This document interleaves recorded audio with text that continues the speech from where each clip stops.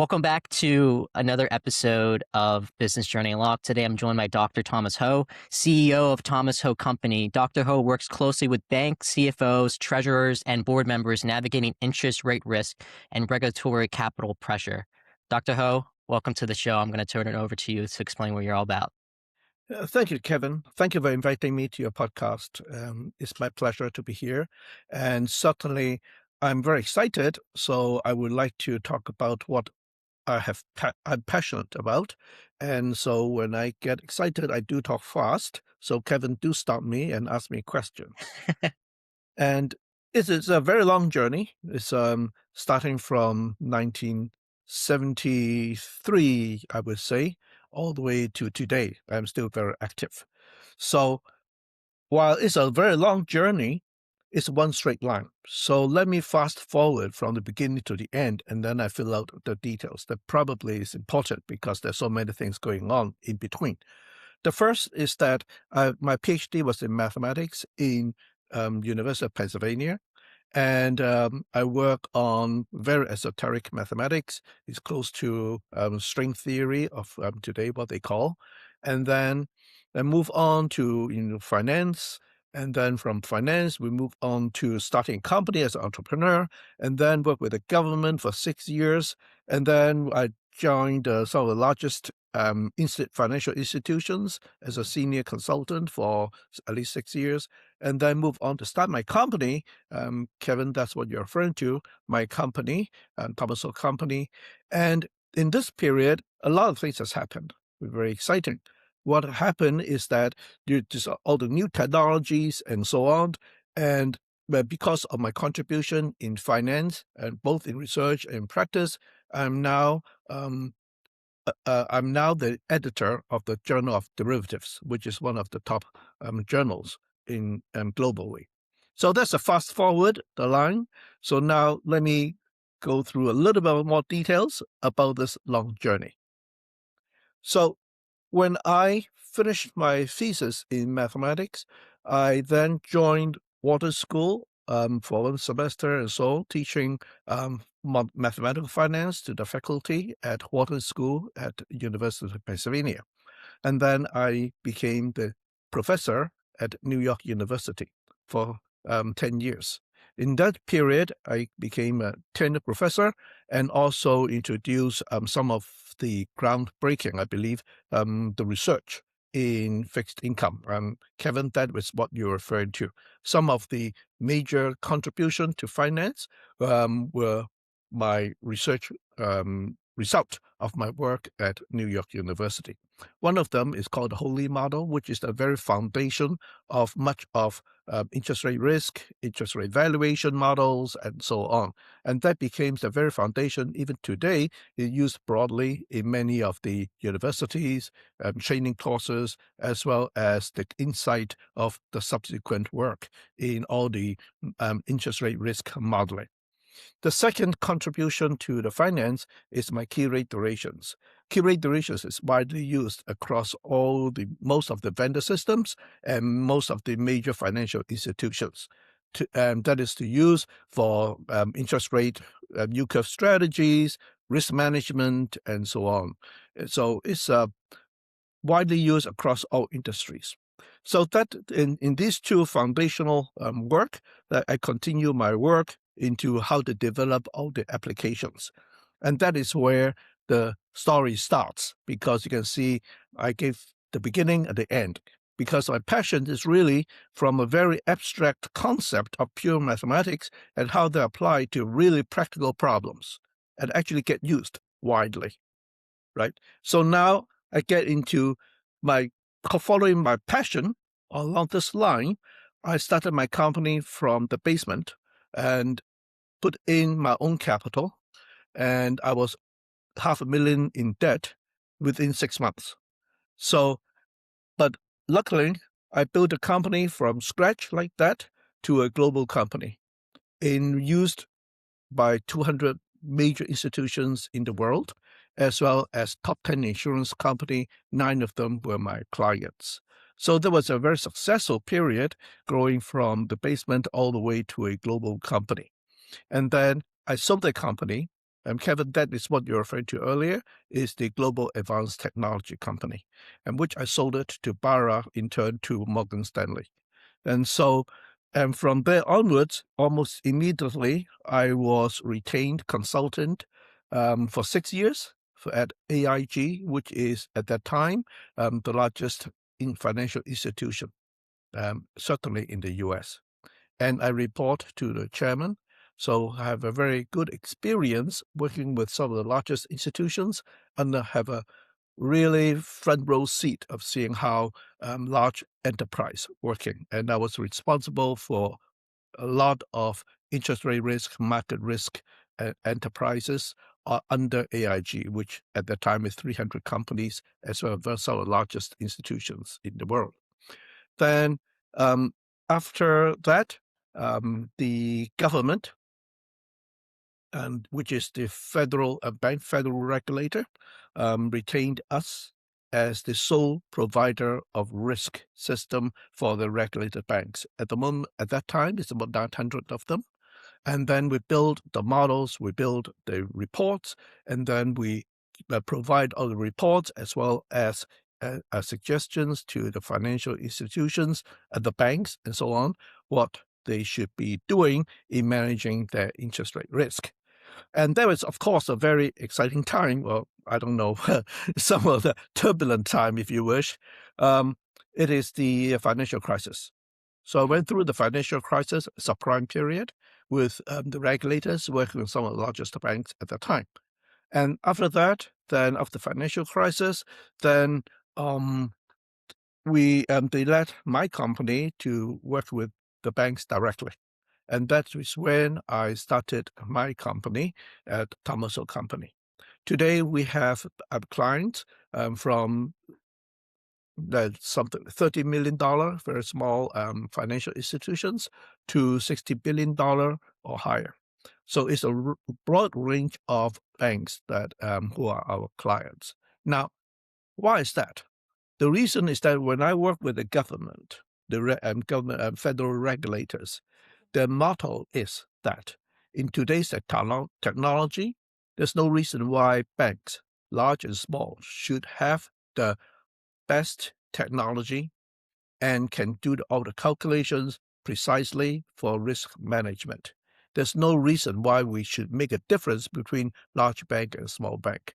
Now, that's kind of important going back to how I started, saying the original research is fundamental, basic, and so on.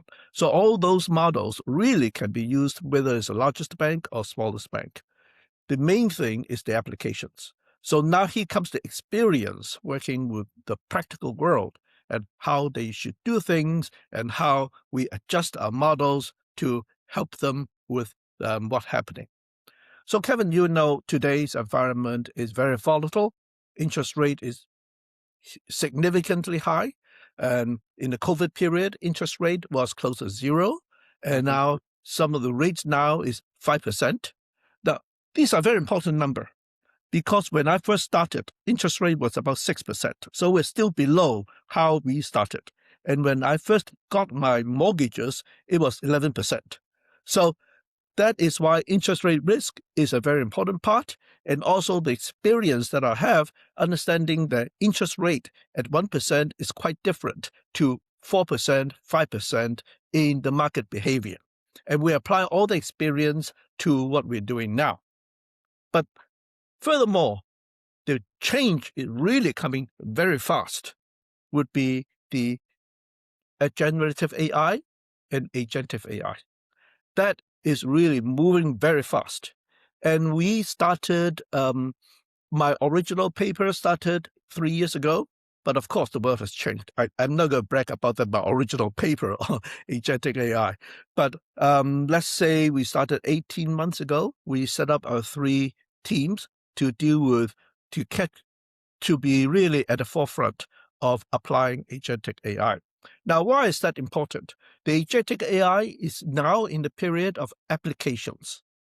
Much of the AI we hear about is infrastructure AI, but now how that actually apply to to banks, institutions, how they should be using it is a very important question. much of the AI that people talk about is generative AI. That means you can replace a manual work by a computer. But what's changing is agentic AI. Agentic AI is helping people or banks or institutions to make decisions. It's a decision-making process. And that is the most important part in business, because at the end of the day, it's all about making decisions. Hmm. So agentic AI can scale it, a lot more information, and be intelligent enough to help people make decisions. And for all this reason, because of my long journey and so on, that is why I'm now the editor of Journal of Derivatives, to be able to bring all the new technology, new thinking, new models, forefront of research to applications. And that's very much the mission of the journey. Is that helpful, Kevin? No, that's absolutely beautiful. And I'm a big proponent on using agentic AI in terms of making rational decisions. It comes down to if you're actually using it for more a business development sense, then using that in line to your business, that's beautiful. Because there's a lot of people that use all these different LLMs for simple, mundane tasks. But if you're actually using it to benefit the business with business development, with lead generation, with fulfillment and delivery, then that's worthwhile to use. And it's very beautiful about what you said earlier on how you started your first business. You started it in the basement, as you mentioned, and you were able to sell that company. That shows the grit, the determination that you had in order to get where you are with that company, which then translated into actually doing what you have for Thomas Ho. That's beautiful. I love that. Going on what you've seen personally as an entrepreneur when you first started GAT and now THC, was there any missed opportunities, any patterns that you saw that you understood the market? I know you mentioned you were very passionate about that, but whether in like academia, in your early consulting career, was there anything risk models that you saw the banks and other institutions weren't necessarily equipped to handle at the time, or especially now? Well, yes, because of this journey again, right? So I have to explain a little history of how I think about this and how they apply to today. Because once it's today, that become almost forward looking, right? So we should learn a little bit from our history. The history is that when I first came up with the interest rate model, it's it's hard because whenever you come up with a new idea, even the forward-thinking top university at the time, New York University in finance and so on, is still tough sale because it is not the standard way of thinking about how you change things. But in some sense, it's a good thing because if you're just extending a little bit of what people do, it never be a groundbreaking. So the first lesson I learned is that you just have the courage and believe in yourself that this is the right way. I, I continue to tell people that the Holy Model, the groundbreaking report, when I presented at New York University, the chairman showed no interest. And then a senior professor came up to me, how can a model work like this? It's not a model. It doesn't make sense. So as a junior professor, you believe in yourself, you push forward, right? So that's the first part. Second part, if you any suggestion for any entrepreneur, it's all repeated by most entrepreneur, is the perseverance. And if you look at Elon Musk and all the major famous entrepreneur, they all faced bankruptcy at Hmm. some time. And I just told you, right, within 6 months, I was $500,000 in debt as an assistant professor. So, um, but you really have to believe in yourself and push on, right? And then the market opens up. So that's the second part I learned, right? The third part I learned is the market changes rapidly. So as I move forward, then the golden age of finance kind of switched into all the PhD in mathematical physics coming in, and everything become partial differential equations, complicated model, and so on. And I was not into that because it's my background. I want to provide insight, provide how we go forward, not another tool, right? So then I continue with my work in what I am doing. So that's good. But what I've learned out of all this is that you really have to be very close to the market and offer what they're looking for. So what I call the supply and demand. Now that is a very difficult thing to do because on one hand, you want to change. Like that's my early example of being an assistant professor. You want to change. You want to make real contribution to the market, to all the participants. But on the other hand, that takes a little bit of education, that little bit of change in the market to accept your ideas. So on one hand, you're groundbreaking. On the other hand, it is not meeting the market wants at the time. So for people like ourselves, we have to be forward looking. You have to see what's coming, right? So back to your point, Kevin, there's a lot of talk about AI, right? And you made it very clearly that it's not just generative AI, it has to be decision making agentic AI. But still, there's a gap. Understanding this, what is it precisely for banks that they need to use? Now, I have a very clear vision how that will be used. But then banks have their own process going on. And that is called the cultural inertia. So you have to go through the cultural inertia, no different to how I was an assistant professor trying to provide a new way of looking at risk. And now everyone knows that AI is coming, there's a application coming, but you still have to say, well, the banks are already running, doing something. How do you convince them that this is much better? Right? And so to answer your question, based on my experience previously, this is our current challenge. Well, another current challenge that I've seen, not just institutions, but just in other niches as well, is that shortcuts are very tempting going on to the bank institution side, especially when there's earning pressure. They're looking for quick answers. They're trying to not necessarily cut corners, but it's all about bringing the money in and then having them, get loans from other people. Based on what you do in your practice, is there a certain principle, discipline that you refuse to compromise, even if it slows down the adoption or the complicities of like your sale or just trying to get your clients aligned into the direction they need to be in? You're right. That's very much the motto of as an editor of journal, right? We have to be honest. Hmm. That's the main thing. The reputation risk is very high.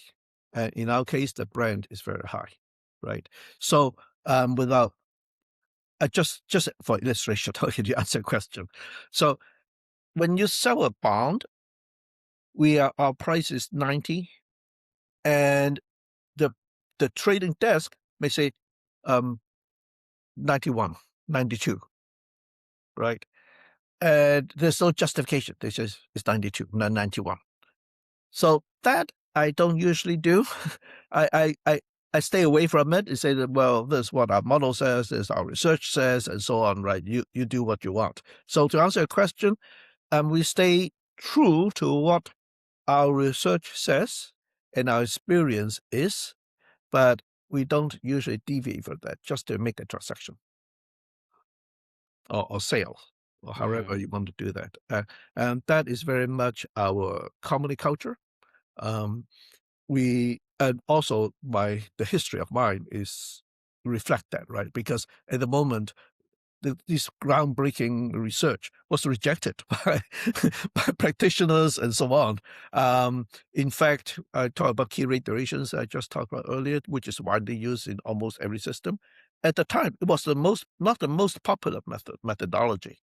I really had to struggle to say that no, my methodology is better, But over time, I win, right? So it's the same here that Kevin, that's exactly what you're saying, right? So people want something, you can always offer something, but may not be honest to what you really want to say. And we go for a longer term because once you establish a brand, that is the brand. No, that makes completely sense. And it's very interesting with all of the institutions that you have designed systems for, have consulted at a regulatory level. Based on, I know you were really honed in on agentic AI, in terms of decision making for institutions. Besides AI, is there a shift that you think bank institutions are underestimating right now? And if so, what's one uncomfortable move that you think needs to be done in order to future proof their institution within the next 12 to 24 months? A very good question. And certainly it does talk a lot about is that what is a bank, right? It's a very soul searching question. Because, first of all, my premise is that it's oversimplified to say that there's a bank, there's a credit union, because they have their own culture, personalities, a business model, and so on, right? So the first point is that find the identity, who you are first as an institution, and then you know how to solve the problem. That's the first thing. Because really, if you go deep down, all banks are quite different in their way of operating. The second point is where the risks are as a business. So fintech is coming along. So no, the current concern is that if you and I need a loan, it's very easy to get a loan, get a Hmm. mortgages and so on. So the question is, why do I need to go to the bank? Right now, even it deposits, you can get deposit, and the fintech find you where you best put your money for deposit and so on. So the fintech can operationalize the whole bank, a lot of banking issue. Of course, this is what we call the disintermediation. We don't need the banks. But what banks are different is that number one, many banks are community banks. So they do serve their community. And so there is a service they're providing them. That is what I referred to earlier. There's a personality to each bank, right? So here, your community defines who you are. Second is that how you can manage the operation efficiently to compete with the fintech. So that leads to the point I was uh, um, talking about, related to it, is the how to adopt technology. And banks need to go forward adopting technology so that they can operationally successful. And there are two parts of all this.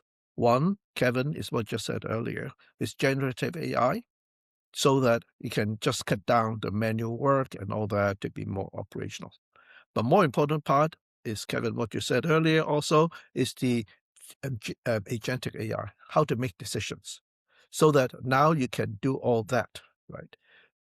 Then this back to my history of experience again. So the immediate reaction is that banks, we want to develop our own decision-making process. We want to develop our own part. That might be true for very large banks. Small bank is hard. A very simple reason. Simple reason is that bank is not a software company. And people think it's just money. It's not just money. It's the culture. If you're developing software, it's a different mindset, different way of thinking about it to develop software, and so that can be used and so on, right? And there is a limit of how banks try to bootstrap up a software and then put in a lot of Excel sheet to link up with it and create a automated system. But that won't last. So in my experience, that when this 80s and so on, a lot of technologies moving to institutions, and I was one of them. The question they have is that should we buy or or lease, right? So should we just buy it or build it ourselves, right? So that was the question. But over time, they all buy. It's just very difficult to mix software culture, technology culture to banking culture, right? So you're very expensive to do that. So now we are in this inflection time, I believe, that people understand we need technology moving to the banks, but how to adopt it, right? How to actually use it optimally. And that's the biggest question. I've seen a lot of push in terms of digital banking because nowadays you can make checking accounts, savings accounts, you can get loans, credit cards, all online, all right on your phone, on your computer. So what makes people say that they want to go to the bank when they can just do it at the comfort of their home, at their own home? Right. With that in mind, I believe that there still needs to be a way in terms of what you said about community banking. There still needs to be that personal touch because if you don't have any personal touch, it's hard to get and connect with people, talk about their issues that they're having. You can talk about customer support, that's a lot of this front end customer service. Maybe in the next 10, 20 years, it's all going to be automated. It's all going to be through, artificial intelligence, agentic AI. With that in mind, you just don't know what the practice will be in the next 10 to 20 years. Personally, in my episodes, I've had a lot of CEOs and founders come on, and everything revolves around growth challenges. Personally, what you've seen with Thomas Ho, what I've seen, it comes down to two different areas: lead generation, sales, fulfillment, and delivery. Within what you've seen personally in your business, what's kind of slowing down with you? Is it trying to acquire different institutions to come get your services, or is it actually doing the software, the fulfillment and delivery? What is that kind of looking like, especially in 2026? Very good question again. For CEO and making directions, we need to know the potential market, Mhm. right? That's important.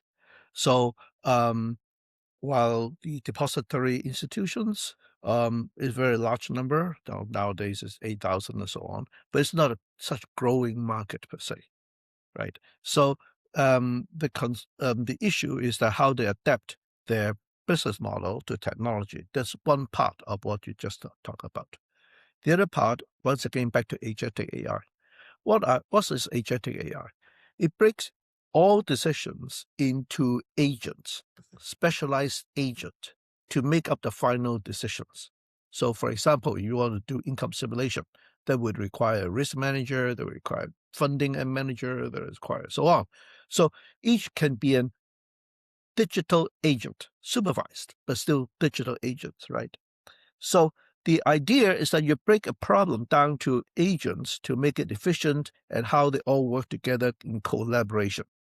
So when we say digital AI or agentic AI, what we really mean is that some system that can remember things, that can make decisions autonomously, and then you have the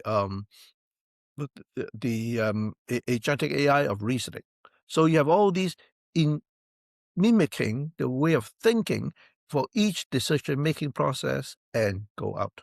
Now, why do I explain this in more detail? The reason is that, first of all, we really have to understand what agentic AI means. Right? These are the key components. It might even have more down the road, but as of today, these are the key components of each agent and how work together. Now, why is that important? That means the brokers, anyone in the banking ecosystem, can have agents. Now, within the bank, these are agents working together to run the bank. But the brokers are working with you with their product to sell and a strategy to sell to you. That's another agent working with you. Mhm. And now becomes a whole network of agents. That is the future and coming up very fast, right?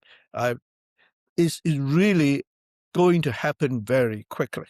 So by understanding really how decisions are made, breaking down each part and how the agentic AI, the agents can think and make decisions, and now you can have hundreds, thousands of agents working together.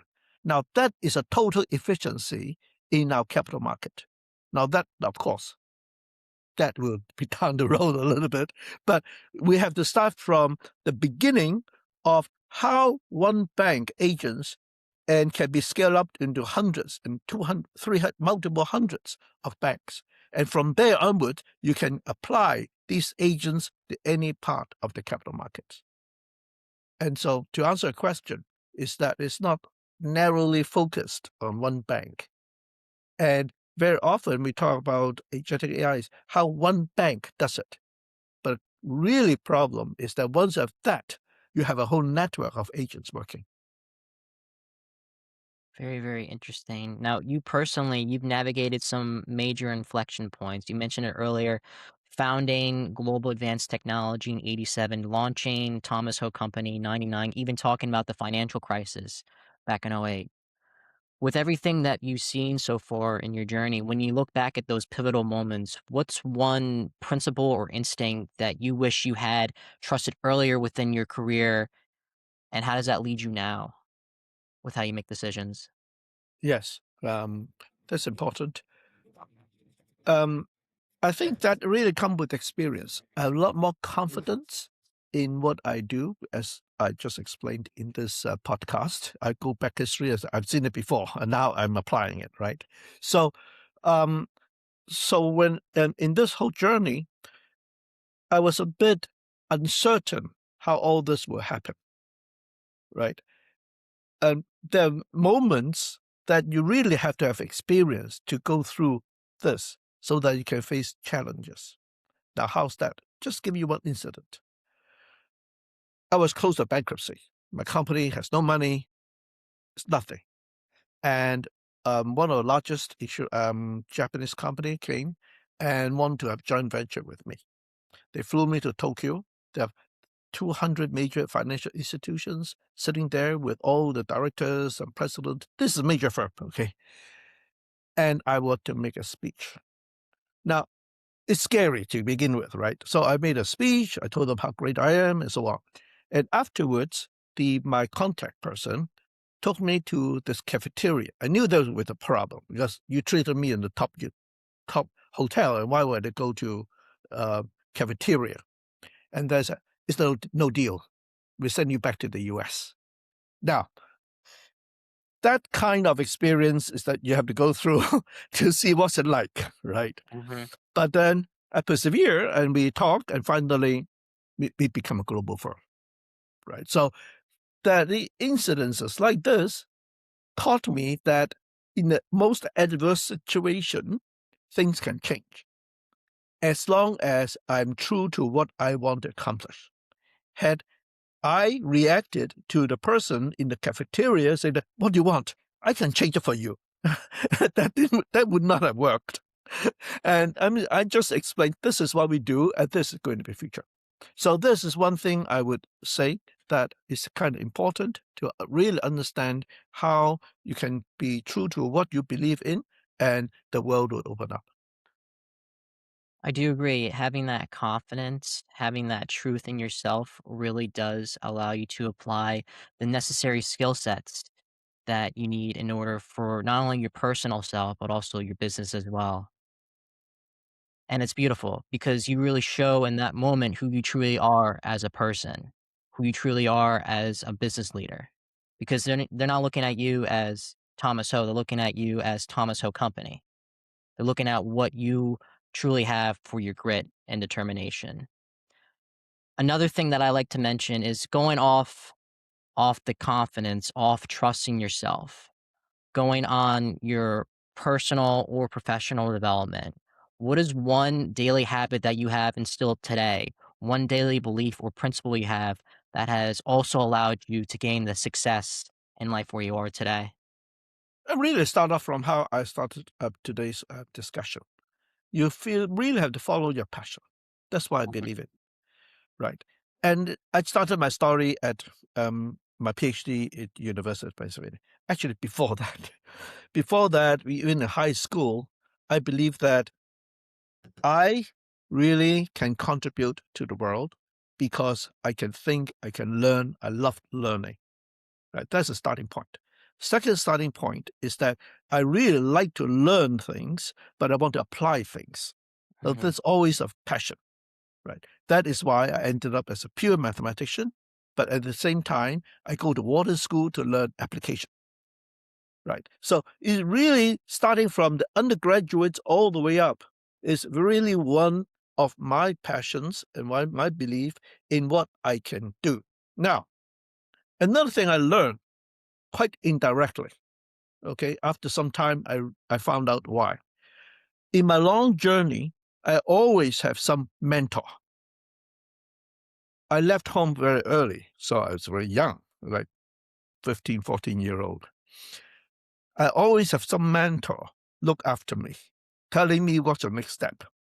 So at university, I had the best professor teaching me the PhD thesis. I had a Wharton school who taught me how to do finance, and then so on and so on, right? So all these mentor. I always wonder why people would spend the time helping me. That's remarkable to me, right? And then I finally understand. People see in me because I have a purpose. I know where I want to get to. And these mentor would willing to spend the time, work with me, and give me the next step. That is an important part, right? Now, another lesson I learned as a first generation immigrant, I came to US with only books. Huge difference as an immigrant like that, because I don't have parental guidance. I don't have anything. I don't have friends. I was here as a scholar, starting from scratch, right? So as a first generation immigrant, it's a very different situation because you don't have relatives, don't have friends, but you have mentors. Take me through this journey. And that is kind of very useful lesson I learned in my journey.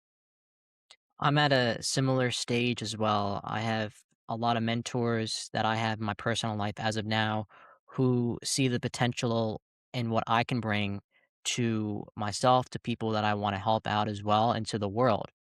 Even though you're not seeing it right now personally, like given my perspective, at the time for you when you first came, you didn't see it as well. But someone that went through the ropes, went actually in the field and in the trenches and knows how the game works, they saw that you have the grit and the determination, as we spoke about before, in order to get where you are. I mean, it shows right now. You started a company from the basement, you were able to sell that company, and then you started Thomas Ho, and you've designed systems for 800 plus banks. I mean, that shows not only the passion, but the determination and the grit. And that's a very beautiful story. For anyone who's listening or watching this, what's the best place for them to reach out either to you or to Thomas Ho Company? Well, reach me is very simple. You just type in any system and Thomas Ho, S-Y Ho, right? And will give you all the contact information.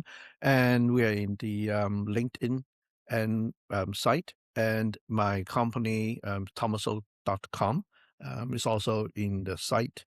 And we have, of course, the whole software system that you can just log in and register and so on. So if you just go to any of the AI systems, just type in Thomas Company or you type in Holy Model, any of this will have pages of information. Kevin, today is a transparent world. Oh, yeah. Oh, yeah. So transparent, I can't believe it. I think the system know more about me than I I know need it. myself. That's beautiful. Well, Dr. Ho, thank you for your time. I really do appreciate you coming on and talking about your journey. It was very wonderful. It was very beautiful to hear where you started to where you are now. Because I mean, that's the biggest thing nowadays. People, especially with my generation, for example, they always want success right off the bat. But you have to do time and error in order to get where you are. You got to fall on your face 5 times to get where you are today. And that's the biggest thing. Thank you Yeah, so much. Kevin, yeah, great summary. And your career path are very running parallel to mine. Very I hope good. so. I hope so.